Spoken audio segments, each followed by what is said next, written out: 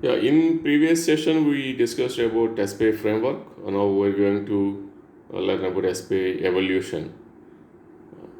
Let's see.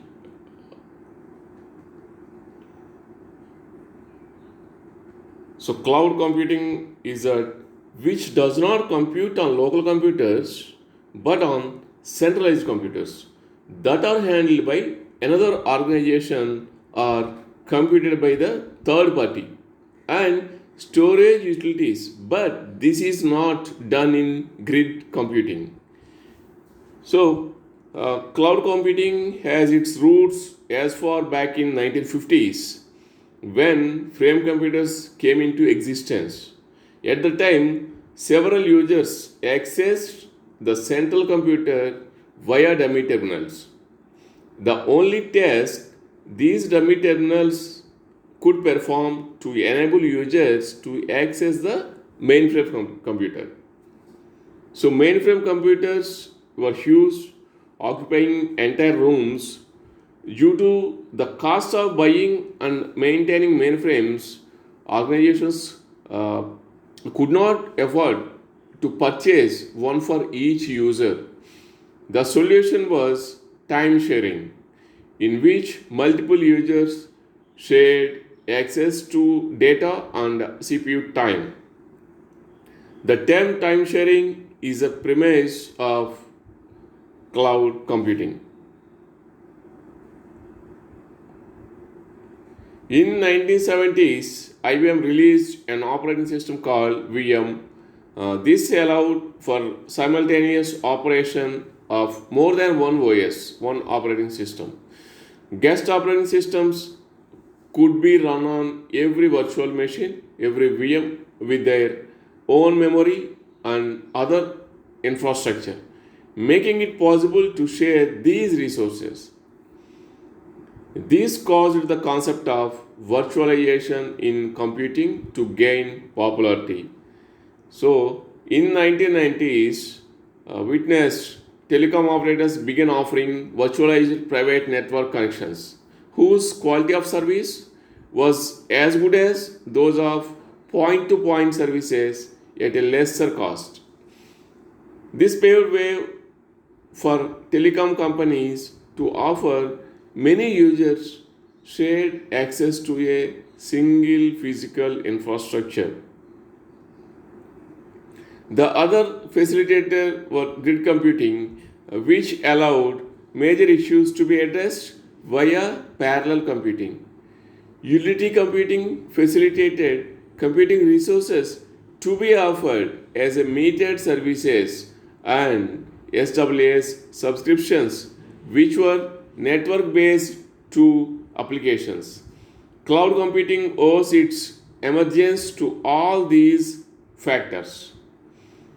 The three prominent types of cloud computing for business are SWAS, which requires a company to subscribe to it and access services over the internet. IaaS is a solution where large cloud computing companies deliver virtual infrastructure. And the last one is PWS gives the company the freedom to make its own custom applications that will be used by its entire workspace. So, some of the most popular cloud applications globally are Amazon Web Services, Google Compute Engine, Rackspace, Salesforce.com, IBM Cloud Managed Services, among others. The main benefit using cloud computing by companies are that they need not buy any infrastructure, thus lowering their maintenance costs. They can do away the services used when their business demands have been met. Cloud services have made it possible for small and medium business to be on par with large companies. So this is about SPA evolution. SPA means SWA, so this software, platform, and infrastructure. So now let's see SPI versus traditional IT model. So, cloud is the newer frontier of business computing and delivery of software and applications, and is rapidly overtaking taking the traditional in house system as a reliable, scalable, and cost effective IT solutions. However, the many business that have built their own robust data centers and traditional IT infrastructure still rely heavily on this model for security and managerial reasons. Choosing an IT model for business is a very important decision. Every company needs a safe and secure storage space where data and applications can be easily accessed and running costs are kept to a minimum. Thinking of migrating data from traditional IT infrastructure to cloud based platforms, read on to explore the differences between these two.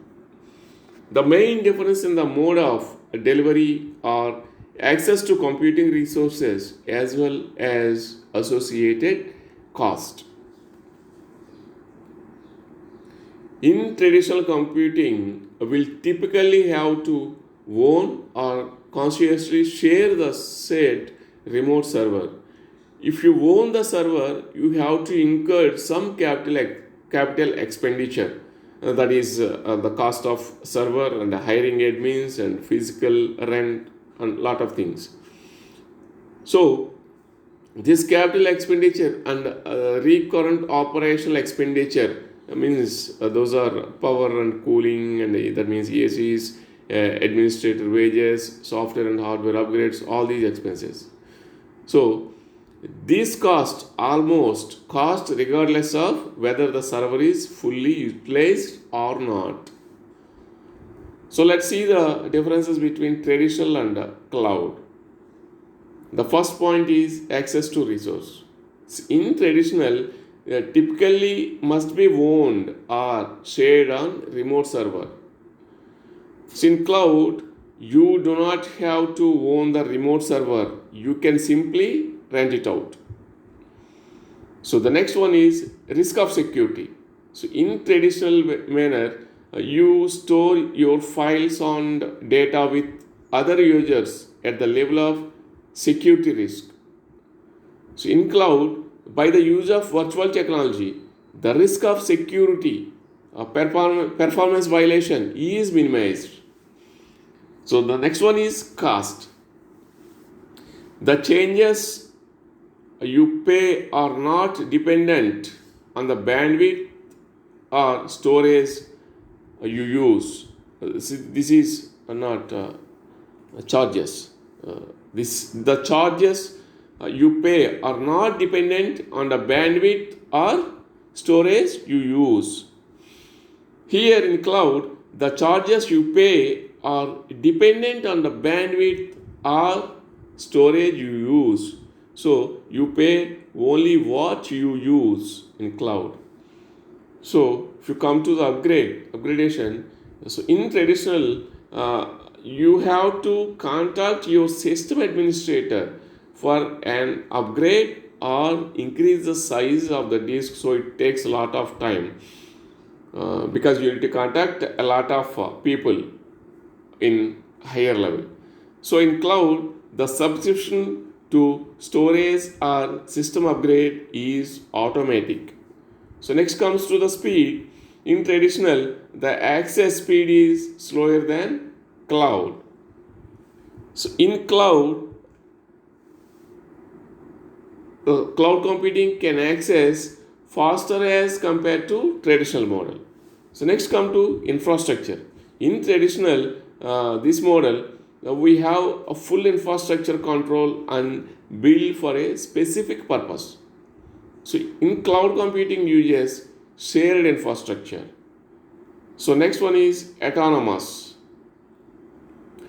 In traditional, all the jobs like creation, modification on servers will be performed with the help of human intervention. So in cloud, the cloud is highly autonomous, powered by highly intelligent a system that allows end users to create, modify, and terminate the cloud servers with relative ease without any human intervention. The next one is secure. So with the traditional IT infrastructure, we are responsible for the production of your data, right? So cloud service provider that is completely transparent in its hosting of cloud platforms and ensures optimum security measures are in place is crucial when transitioning is to the cloud. So till now we had discussed about in the previous sessions we had few discussions uh, about the components, core components or core concepts of cloud architecture. Till now we had a discussions on cloud infrastructure, cloud delivery model, cloud service models, right? Now in the next session we are going to discuss about the IaaS, PaaS, SaaS service providers, right? Later we will look into a deployment model. Uh, so that's it for now. Thank you.